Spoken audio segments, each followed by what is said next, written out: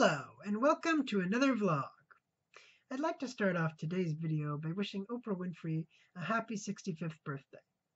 Anyway, this week's theme is phage therapy, and today I'd like to talk a little bit about what phage therapy is and how it works, and I'd like to talk a little bit about its history. So, phage therapy is an experimental medical procedure that uses special viruses called bacteriaphages to treat bacterial infections, and it's mainly used as a treatment for multi-drug resistant infections. And there's many stories out there of individuals whose lives have been saved thanks to phage therapy. So the treatment definitely has some potential. And as a matter of fact, I actually saw one such story in one of the videos that I watched while researching for today's vlog, and I'll include a link to that video in the description below. So how does phage therapy work? Well, phage therapy can be divided into three main steps. These are harvesting, matching, and treatment, and I'll talk about each step briefly.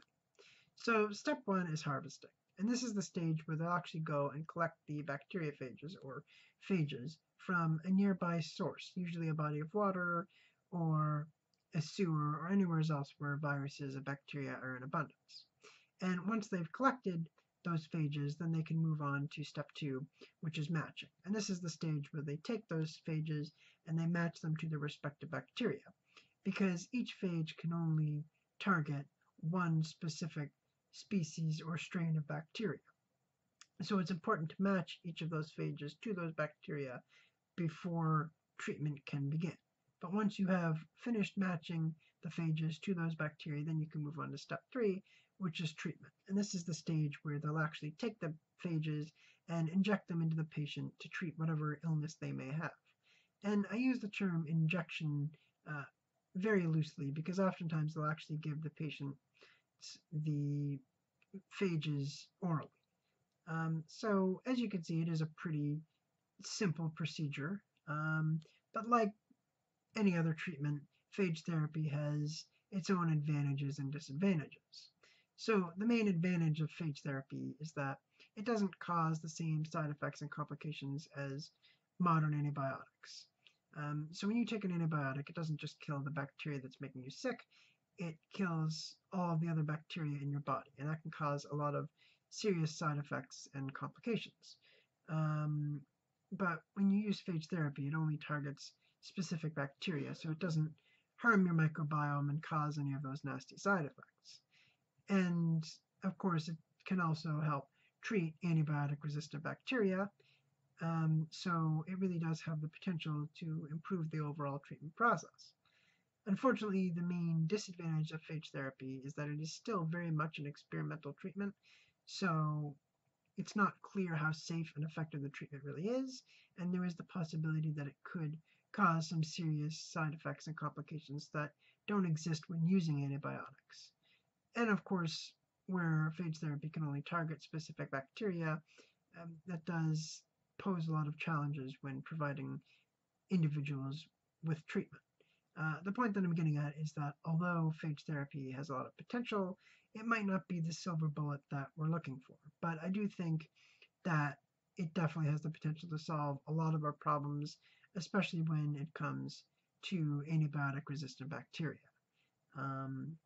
And as I mentioned in last week's vlog, that is a serious problem that we do need to start addressing, and phage therapy is certainly an effective way to do that, although more testing is required.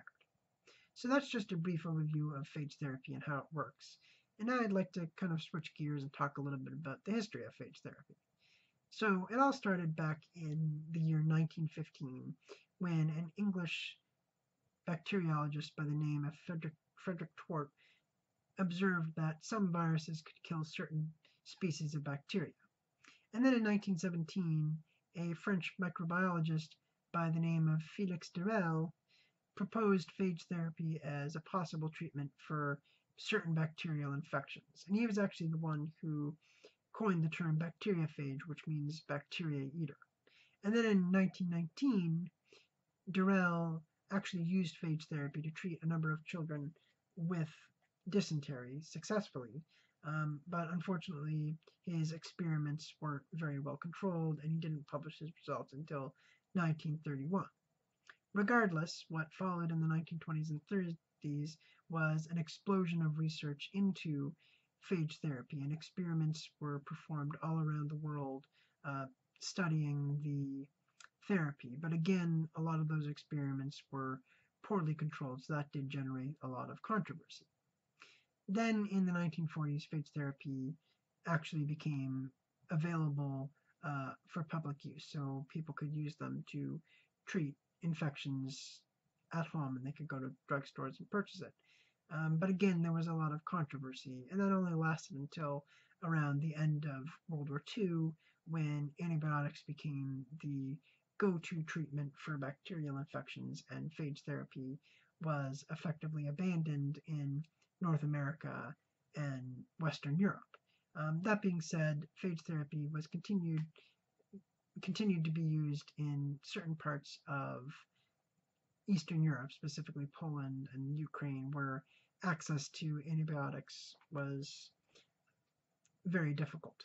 But it wasn't until the 1980s when phage therapy reemerged in North America and Europe as a potential treatment for bacterial infections, particularly multi-drug resistant infections.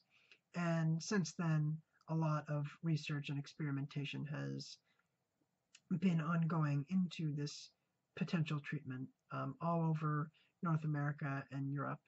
And fast forward to today, and phage therapy holds a lot of promise as a therapy for certain strains of multi-drug resistant bacteria. So phage therapy has certainly come a long way, as you can tell, and I am confident that it is going to become a mainstream treatment within the next couple of decades. Anyway, on Thursday I'll be releasing a video in which I talk more about what phage therapy is, how it works, and why it's important, so subscribe if you want to see that video. And of course follow Squeaky Bell Productions on Facebook, Twitter, and Instagram. And as always, if you enjoyed today's vlog and you want to see more videos like this one, then please support me on Patreon. Anyway, thanks for watching, and see you on Thursday.